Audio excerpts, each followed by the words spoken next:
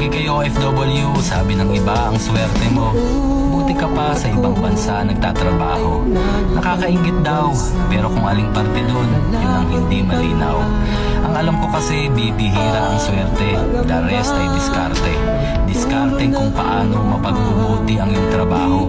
Yung sa pagod at lungkot ay hindi ka patatalo. Diskarte kung paano ang sweldo ay mapagkakasya. Yung kahit malungkot ka, kailangan magmukhang masaya. Mas malaki ang sweldo, oo, aaminin ko. Pero mas marami naman ang kailangang isakripisyo. At minsan pa ang masaklap na nagiging kapalit.